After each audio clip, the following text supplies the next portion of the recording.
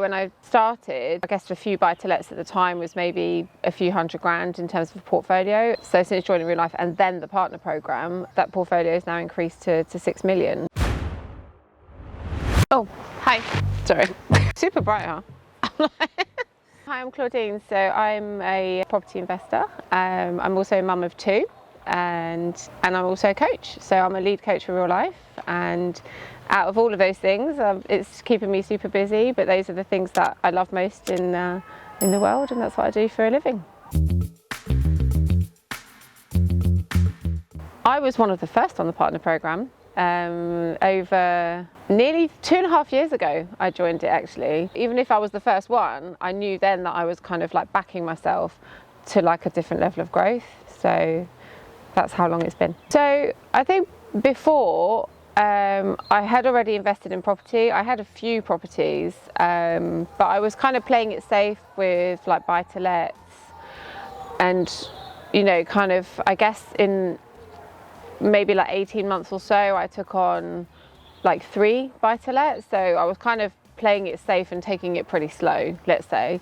I think after all of my education with Real Life and then the partner program on top of it, that's where things really accelerated, and I took on different strategies. So then I started doing HMOs and carried on with the buy-to-lets as well, but that's the HMO conversions came into it as well to like really increase the cash flow much more quickly.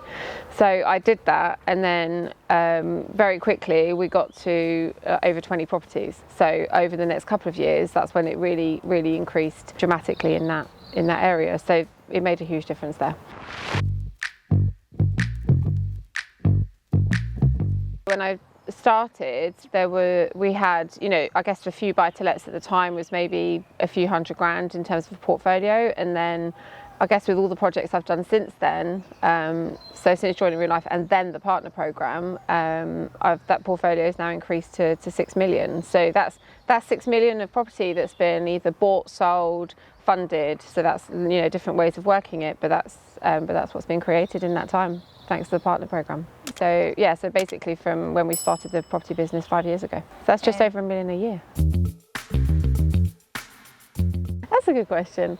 I started in property, I think like a lot of people, because I was experiencing a lot of pain in my life, to be honest, and I think a lot of people relate to that. And I was working in a corporate job, long hours, very demanding kind of role. I became head of recruitment for a couple of bigger companies, and I was just working so hard and so many hours, and on top of that I was also commuting. So I was commuting an hour and a half nearly each way each day, on top of working a full-time job.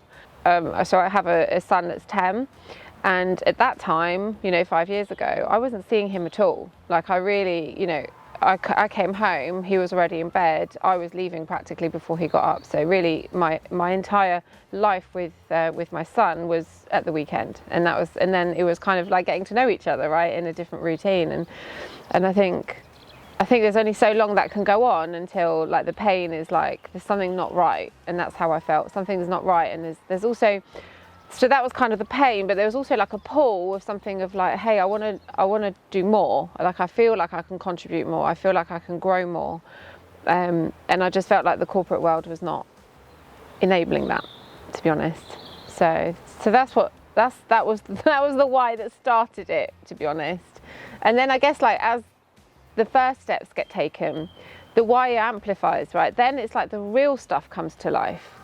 And then it wasn't just like getting out my job. I mean, like that's like step 1, and that's like the first step to like the real stuff. So, and then I realized actually, even in my corporate job, I loved coaching and I loved developing my teams that I had then. And I realized that was like actually a gift of mine, that I was really good at asking questions and good at being able to get the best out of people. So in a way, like, starting in property gave me the freedom that I needed to then be able to tap into that gift that I always had, but just hadn't really noticed it. So that's kind of how it started, and that's the why. And I guess specifically in property, my business is Properties with Heart. And for me, yes, obviously I want to make money, I want to make capital, I want to make cash flow, but actually like the real why is that I want to help people who are vulnerable, who need like better living. My older brother, he lives in supported living himself. He's severely autistic, and I've seen like the work my parents have had to do to get him the assistance that he needed in where he lives. And I also understand, therefore, that there's so many people who don't have that because, you know, they might not have that support around them. So for us, it's, you know, and for me and my family, we want to support people in that way too. And yes, it makes money, and yes, you know, it's good for us too to be able to grow in that way. But we are making a big difference in contribution with Properties with Heart. So that's really the why that's developed after the initial kind of get out of pain. So.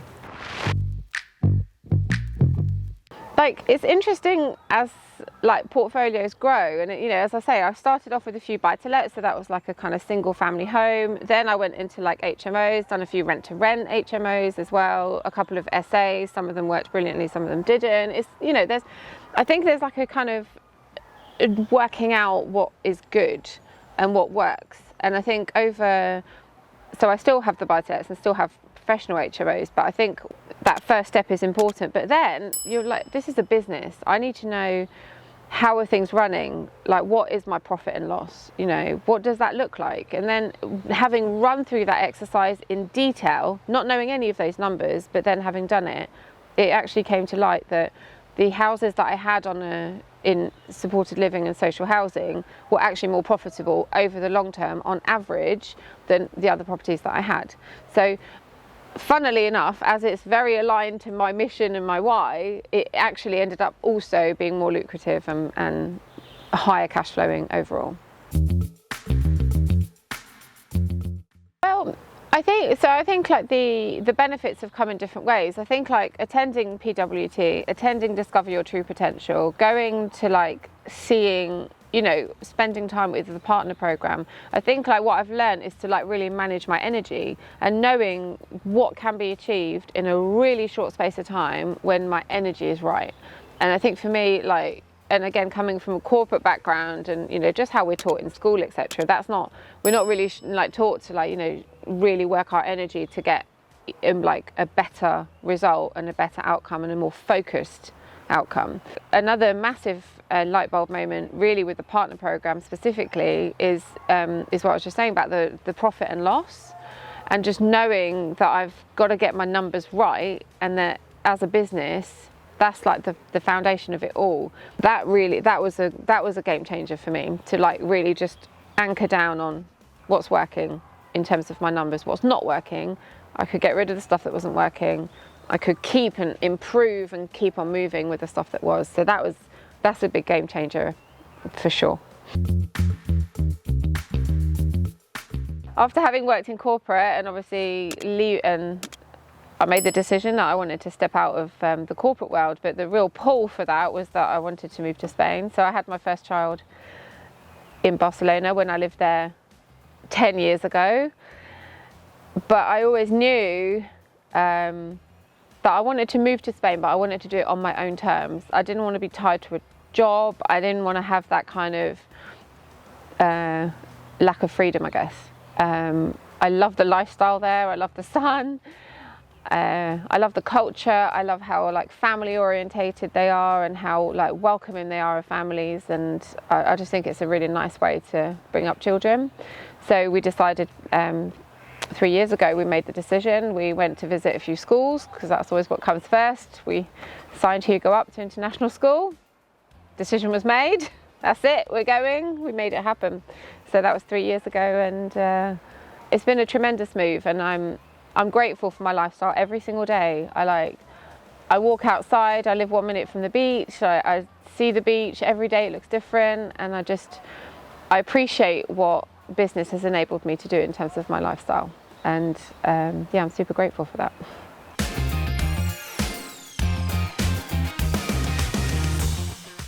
Fear is very understandable and essential in some ways. I think there is that saying, feel the fear and do it anyway, but I think like there's probably two things. I think the fear element you want to be able to use to your advantage.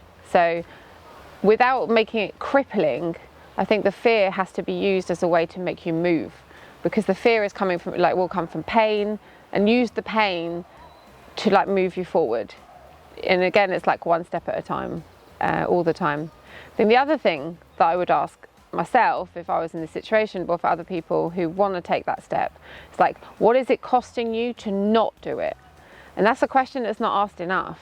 I think a lot of people, oh, it's going to cost me this much to do a program, or it will cost me this much to move to Spain, or it will cost me this much to leave my, in a way, it's like, it's a different question that could be more useful.